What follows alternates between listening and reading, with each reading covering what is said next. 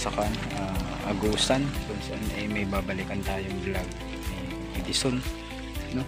So galing kami sa pag-vlog, so meron kami pinuntahan na babaeng nakakadina. So ating dinaanan na rin kung isa dahil ay malapit, no? So ating i-update mga idol. So samahan niyo ako. First time natin to makikita dito sa ating channel, ano, yung GP Bintong TV. So shout out po sa lahat ng ating patuloy na pagsuporta sa ating team Butiti, ano, sa lahat ng sponsor ng Team Butiti. Shout out po sa inyo lahat dyan. So tara mga idol, ito yung kanyang bahay. Ayan, nasa ilalim po ng mga rabiran or rubber tree. Ito po yung kanilang bahay. Ayo, mayang buntag. Ito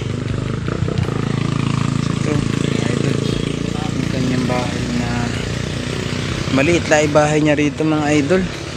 Mayang buntag, ano siya, yan yung pangalan ni mo? Pangalan ko si Ribo Mapilbong Gutran. Saan sa? Ribo Mapilbong Gutran. Oh, Ribo Mapilbong. So ikaw lang nagpuyo dito sa mong bahay? Ako lang nagano dito sa yung mga alaga ko dati yung yung manok ba. Upo. Ingkod ta, pwede na mag-ingkod. Yeah, upo.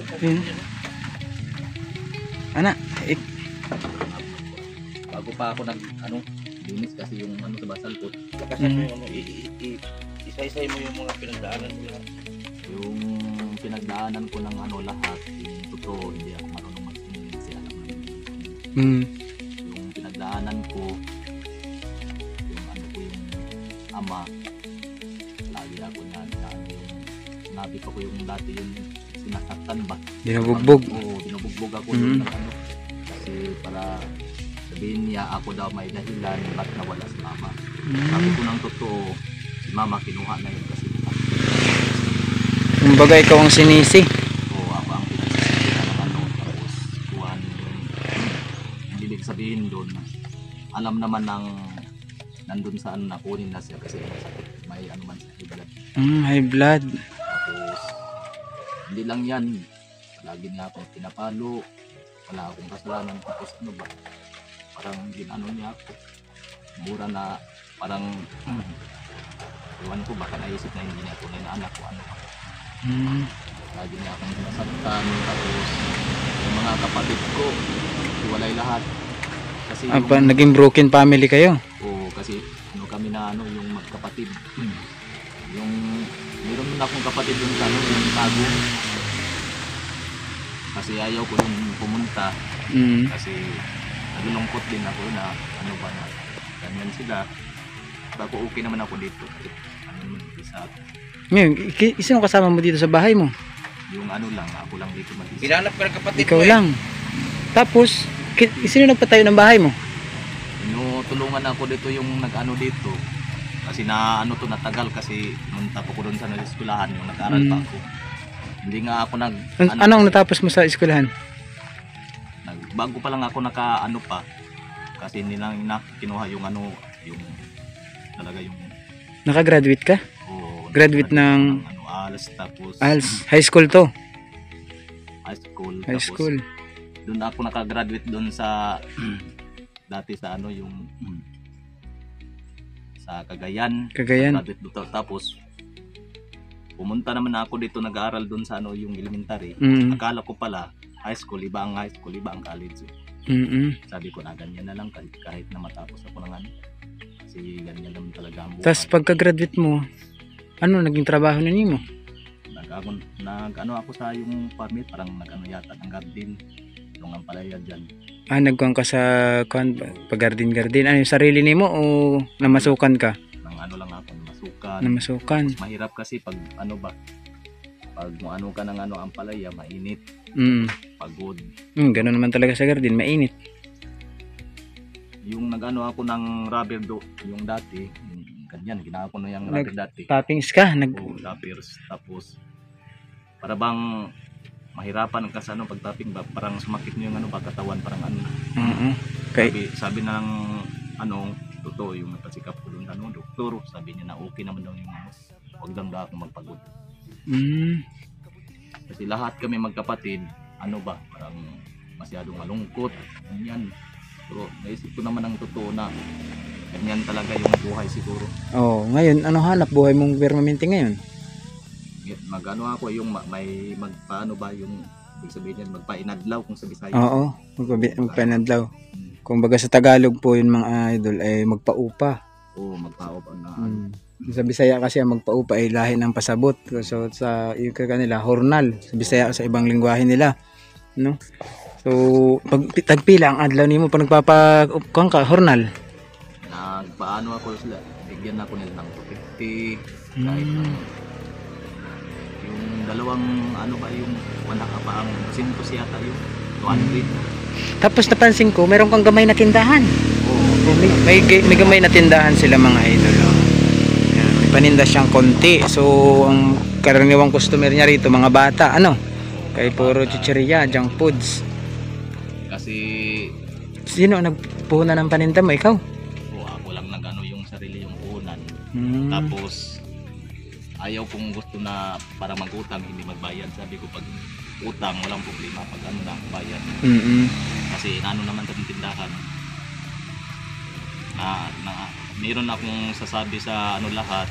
Salamat ako sa mahal sa akin kahit wala na sila yung ano yung kapatid ko yung ama. Matanong ko pala ngayon, nasaan ang papa mo karon? Nandun siya sa ano yung Bohol ba? Sa Bohol. Oo, nagbuhay-buhay lang siya. Tapos ang mga kapatid mo, ilang kayo magkakapatid? Ano kami magkapatid parang 17 yata. 17. Oo, tapos Ngayon, asan ang ibang kapatid mo? yung ibang kapatid ko na ano na kinuha na ng ano taas. Pero ang mga buhay na kapatid mo, Ano na lang kami 5 na lang. 5. Oo, tapos may half sister kami doon, may May mga kuwang ka mo. Mga nakakilala mo lahat ng mga kapatid mo, hindi? kilala ko yung iba yung ano naman. Dito sa Agusan, meron kang kwan dito, malapit na kamag-anak. Kapatid. Meron akong kapatid dyan, nandun sa ano yung bago pa lang pumunta sa labas. Tapos ayaw nga, Nag-abroad? opo. Tapos ayaw po sa kanila maghingi ng pira kasi naawa ako sa pinaghirapan mo yung pira, tapos ba't naman maghingi na meron naman akong Nakakaraos ka naman sa pansarili nimo. ako ng sarili. Buhay naman ako kahit Mm. tiyaga lang. Yung sa akin lang, maganda yung ginawa mo, wala kang inaaway, walang inaapi. Wala kang inaapakan tao. Oo, wala akong inaapakan, ganyan lang. Kahit namuhay lang ako ng ano, yung sarili ba. Parang tinitiis ko din na ganyan talaga yung buhay, ano, pinaghirap ng ano ba. Naiiyak siya doon sa kanyang story ng buhay dahil sa dinanas niya. Nung bata pa kasi daw siya mga ilang taong kantong madalas kang saktan ng tatay niyo. Sinaktan ako dun, ano pa, Mga ilang taong ka nito? mga 6 years yata, sinaktan ako. 6 na taon ka pa lang to. Oo, Tapos, anong taon ka na hiwalay sa tatay mo? pinag-iwalay ako ni Papa. Parang na matangkad na. Hindi ka na nakadumdum kung ilang taon ka na to.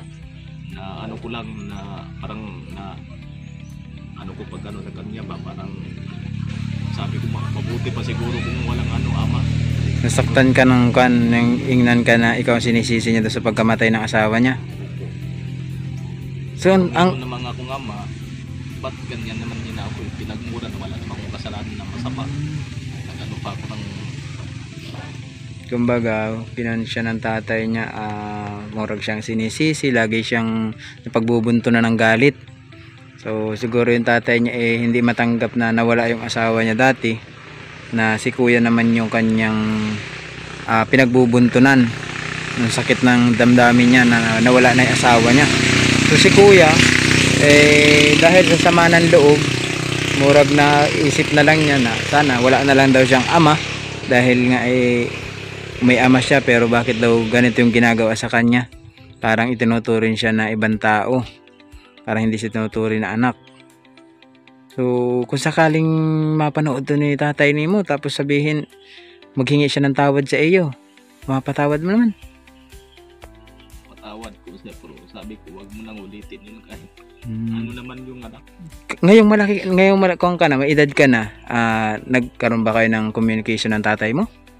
Hindi pa kami nag-uusap doon kasi hindi ko nga alam na umalis siya sa doon sa Bohol, parang ano ko na tiis ko lang na ganyan siya, ba't umalis na hindi naman ako paalam. Siguro galit siguro sa mga ano niya, anak. So, ang tatay mo ngayon, nasa Bohol. Doon na siya nagtira. Doon na siya nagtira kasi may ano naman siya. Sino ang nagdala sa'yo dito? Ba't napupunta ka dito sa Agusan?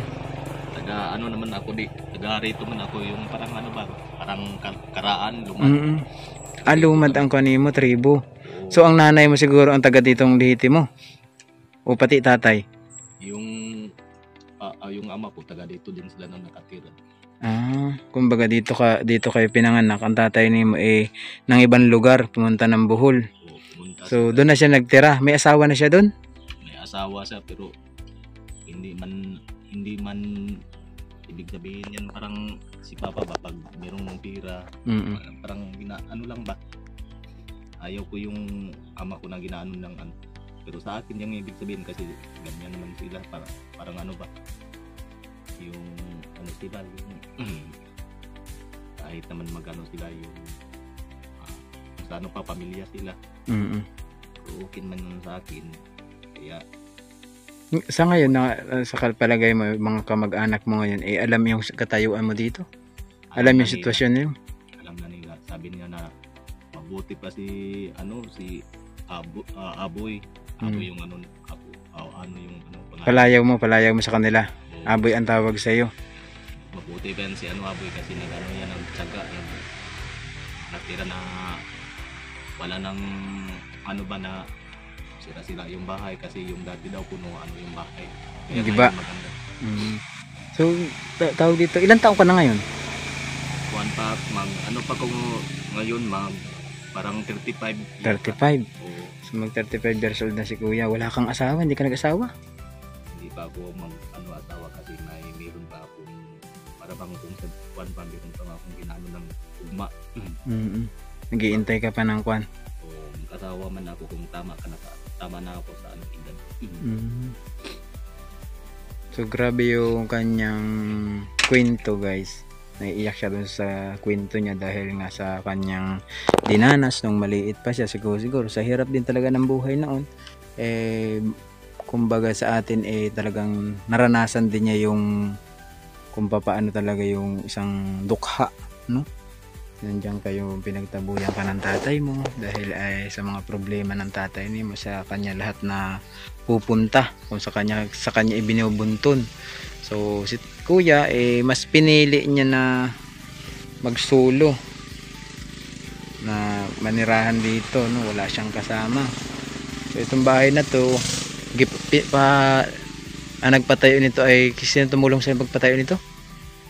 Tinutulungan na ako yung kaanak na ni Papa. May tumulong sa yung kamag-anak niya. Tapos tutulong na ako dito pag pa ako. So yung katulong mo panday. Pero ang nagbili ng mga materialis, yung material, sila na sila nag-provide. Tapos hindi pa nga na to na maigi kasi yung bubong may pa sa libo, pinano ko na lang doon. May naman yan yung tawag yung araw. Yan. Katong sin. Natira. Ko na yan ng So may ilang taong ka na nakatira dito sa bahay mo? Matagal na ako dito. Dito sa bahay na to, may ilang taong ka na dito? Tuig na. May isang taong ka na dito. Kasi bago pa man to na pa. Natayo to parang yung Napansin ko wala kang kon dito, wala kang tubig, no? Asan ka kumukuha ng tubig? Mag-iigib ako doon sa yung hose. May kon dito, may hose na inaigiban. O yung namin ko na. Yung namin ko. Binibili. So okay lang makasulod ako sa bahay mo? Tingnan ko yung iyong bahay. So pasukin natin mga idol yung bahay ni kuya, ano? So si kuya po ay solo dito. Mayroon siyang mga kon dito. May saging ako kung gusto kumain ng saging. Paninda, sige lang. Kaya nagkain ako ng mais kanina. May paninda siyang konti.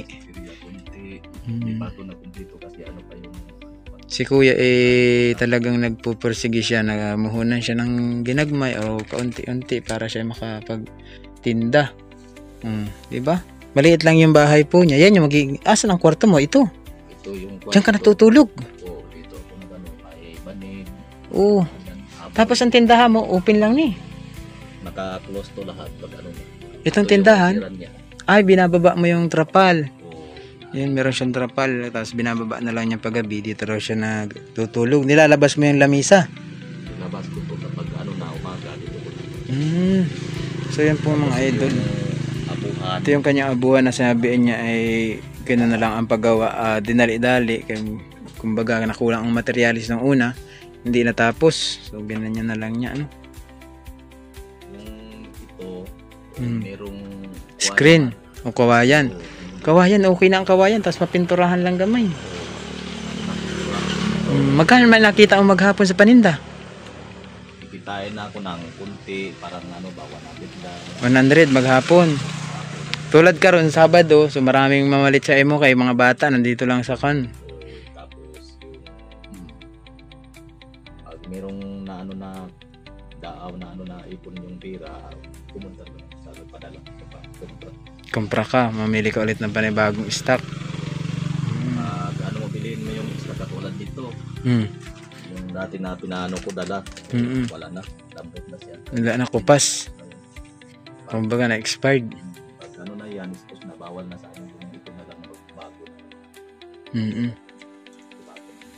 Hindi pa So, ito na dito tayo sa labas. So yung mga idol, no? Grabe yung kanya sigurong huna-huna sa kanyang damdamin. Talagang naiiyak siya pag kunikwento niya yung about sa kanyang buhay. So sa tingin mo naman sa ngayon, kung halimbawa magkita kayo ng tatay mo, anong masasabi mo kung magkita kayo ng tatay mo bigla? One day, halimbawa magkita kayo ng tatay mo. sabi ko na, ba't naman magagalit ka sa akin pa? Naging naman ako sa'yo ng sorry, wala naman kasalanan. Bakit sa iyo pala sinisi ng tatay mo yung pagkamatay ng nanay mo? Anong nangyari? Yung bata pa ako, yung pinaano ba ni mama, Mm. na parang pag anak niya siguro parang lumalabas yung tinubig Ikaw itong inapanganak. o ako, tapos yung Ah. paglabas ko kasi natagal yung ano ba, parang nag-aanak sa akin yung mananabang. Katong kumadrona sa una. Hindi sa sintir. O hindi pa ano sa sinter kung sabi pa nung ano yung nag-aanak sa akin, i-ano lang sa ospital para mabuhay pa si mama. Kasi si papa ayaw niya. Tapos ikaw, nang mailabas ka, doon na namatay ang mama mo. Doon na ako nalabas. Malapit pa nga ako na ano kasi yung parang inunan yata hindi na ano ba sama. Yun ang sinasabi sa iyo ng mga tao. O tapos na ano lang ako na. Tapos sino nag-alaga sa iyo nung maliit ka pa kung nawala namatay ang mama nimo sa pagkaanak nimo? Doon na ako sa yung kapatid ko na ano, yung buhay pa na hindi pa na ano napatay doon ako sa kanila. Doon kayo na nagpalaki sa iyo. Yung ano sa akin Anong pangalan ng tatay mo? si ano Emil Bungot. Emil Bonggod. O si Tatay Emil, ito yung anak mo ngayon, si Kuya... Ano sa may pangalan mo? Limutan ko. Si Kuya Aboy. Siya po ay 35 years old na ngayon. So ito yung kanyang talagang yung naranasan ninyo nung maliit pa siya daw hanggang ngayon tumatak sa kanyang isipan.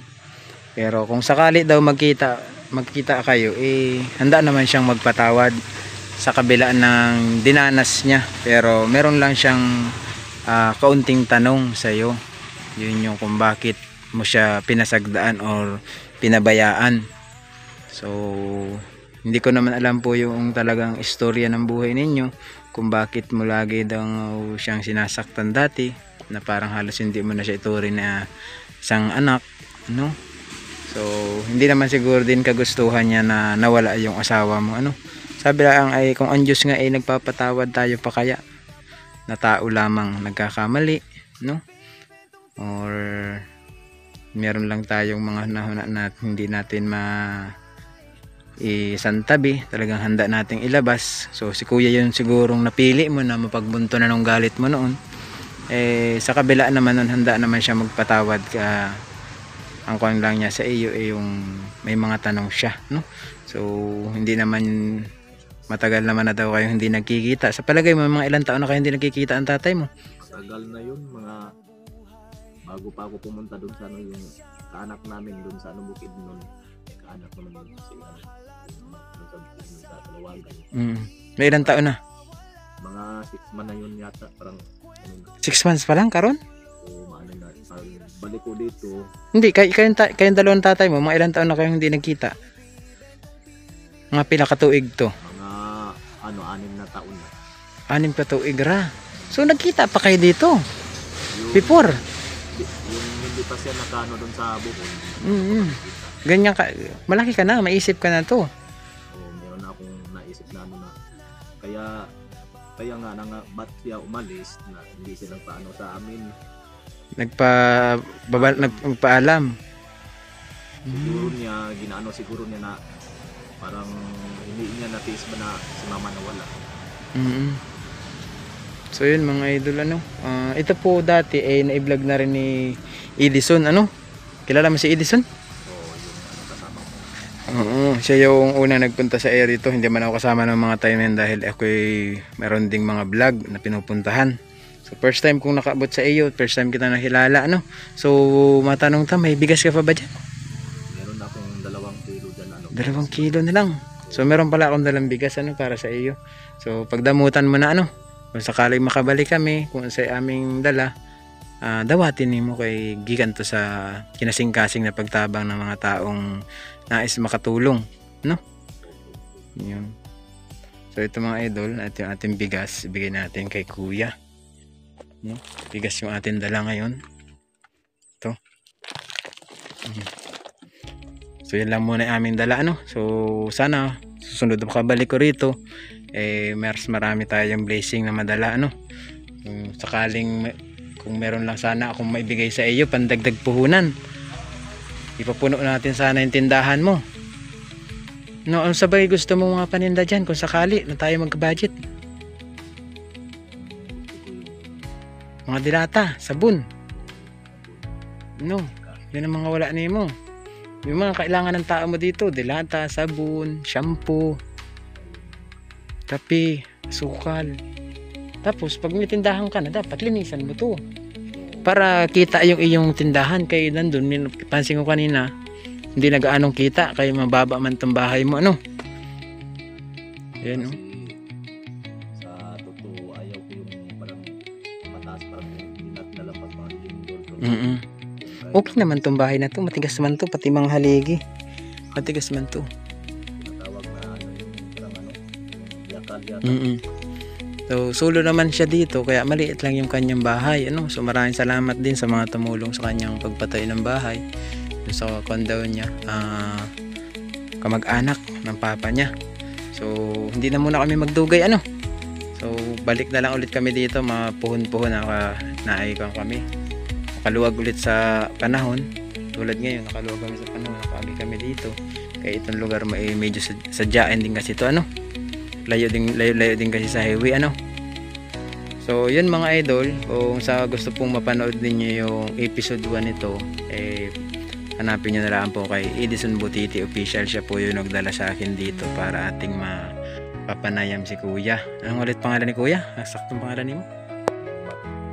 Si Kuya Remo Mapil Munggod. Yan po ang pangalan niya. So sana po ay ma-share po ninyo yung ating video ito, at sa mga gusto pong tumulong sa kanya.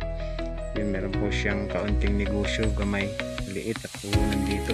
Hindi naman niya kailangan malaking tindahan. May mga tindahan ba bagang malapit dito sa iyo?